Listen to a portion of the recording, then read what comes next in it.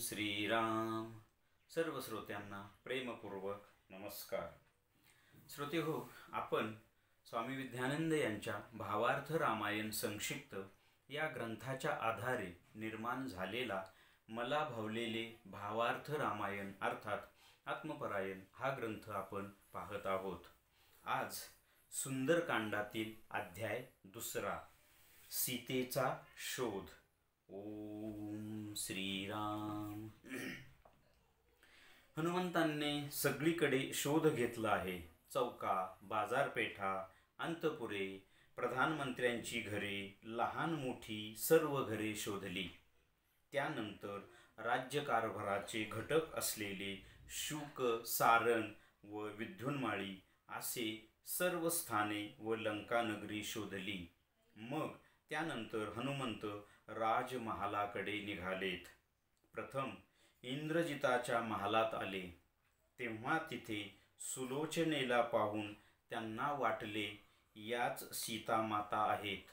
परंतु त्या इंद्रजिताच्या जवळ पाहून हनुमंतांना राग येतो. ते मारण्यासाठी जवळ येतात.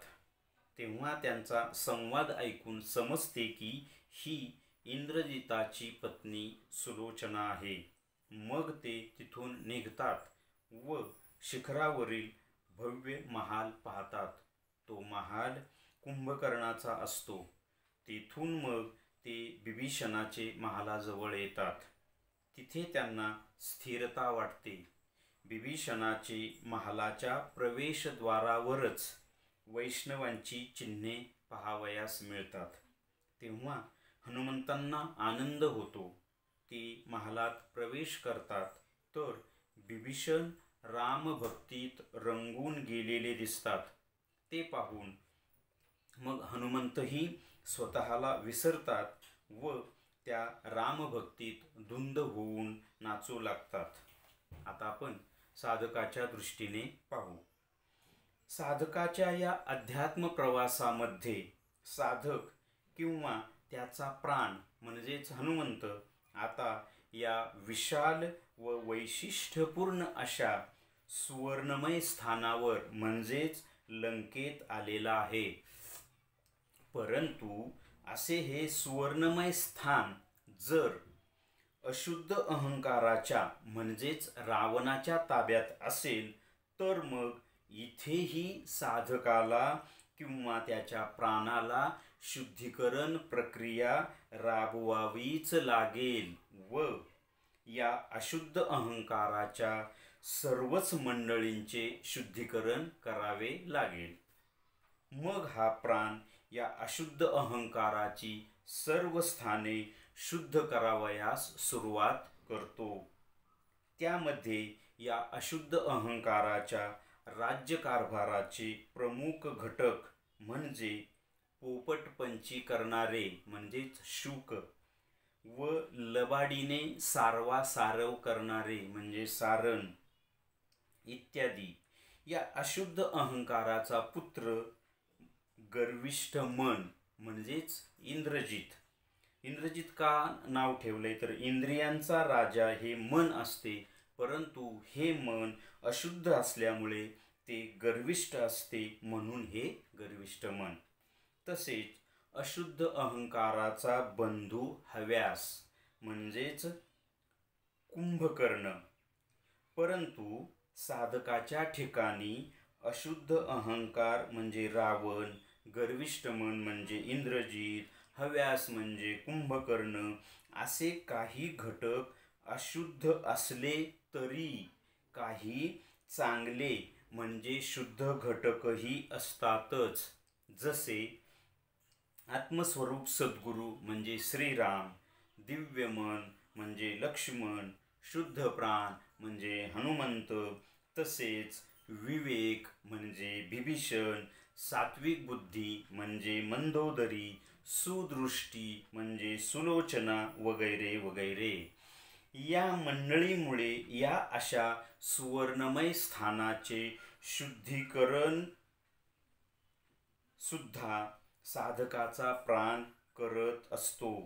या अशा शुद्ध घटकांना पाहून म्हणजेच इथे विवेकाला म्हणजे बिभीषणाला पाहून साधकाचा प्राणही आनंदित होतो व आपल्या सद्गुरूंच्या म्हणजेच श्रीरामांच्या भजनात धुंद होऊन जातो व त्यामुळे पुढील शुद्धीकरण प्रक्रियेस अधिक वेग येतो व साधकाचा अध्यात्म प्रवास योग्य दिशेने व योग्य अशा स्तरावर येतो. आता या अध्यायाचे आपण स्टार थोडक्यात पाहण्याचा प्रयत्न करूया. इथे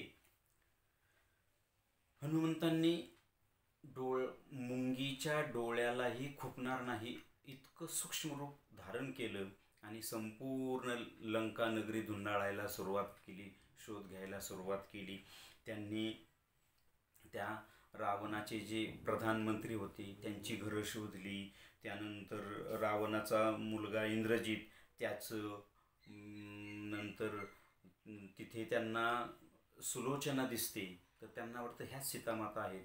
परंतु त्यांचा संवाद ऐकल्यानंतर हनुमंतांच्या लक्षात येतं की ही इंद्रजिताची पत्नी सुलोचना आहे. त्यानंतर ते कुंभकर्णाच्या महालाकडे जातात, तिथे शोध लागत नाही. मग ते बिभीषणाच्या महालाजवळ येतात. परंतु बिभीषणाच्या महालाच्या जवळ आल्यावर त्यांना स्थिरता आणि आनंद वाटतो. कारण एका साधकाला, एका भक्ताचं घर सापडलं ना की त्यांना तिथे आनंद होतो. त्याच्या द्वारावरच वैष्णवांची चिन्हे पाहून हनुमंतांना खूप आनंद होतो आणि आतमध्ये जाऊन पाहिलं तर विभीषण ईश्वराच्या भक्तीत रंगून गेलेत. मग हनुमंतही स्वतःला विसरतात आणि धुंद होऊन रामनामामध्ये नाचू लागतात. हा या रामकथेतला भाग झाला. आता हेच साधकाच्या दृष्टीने कसं असेल तर साधकाच्या अध्यात्म प्रवासात साधकाचा प्राण म्हणजेच हनुमंत एका विशाल आणि वैशिष्ट्यपूर्ण अशा स्थानावर म्हणजे हिरण्यगर्भ नगरीत येऊन पोहोचले आहे. व ही हिरण्यगर्भ नगरी आहे, परंतु ती जर अशुद्ध अहंकाराच्या ताब्यात असेल तर, म्हणजे पाहता आपलं स्वतःवरूनच घ्या, ही माझ्या दृष्टीने ही हिरण्यगर्भ नगरी आहे. का? कारण ईश्वराचा साक्षात्कार करून घेण्यासाठी किंवा आत्मसाक्षात्कार करून घेण्यासाठी फक्त आणि फक्त मनुष्य जन्मच पात्र आहे. मनुष्य जन्मामध्येच आपण ईश्वर प्राप्त करून घेऊ शकतो, इतर जन्मात नाही. म्हणून माझ्या दृष्टीने हा देह म्हणजे माझी हिरण्यगर्भ नगरी आहे. परंतु माझ्या या देहाचा प्राण शुद्ध झालाय, मन शुद्ध झाले, परंतु माझा अहंकारच जर अशुद्ध असेल तर माझ्यातले या नगरीतले बरेचसे घटक अशुद्धच असणार ना. मग माझ्या प्राणाला इथेही शुद्धीकरण प्रक्रिया राबवावीच लागेल.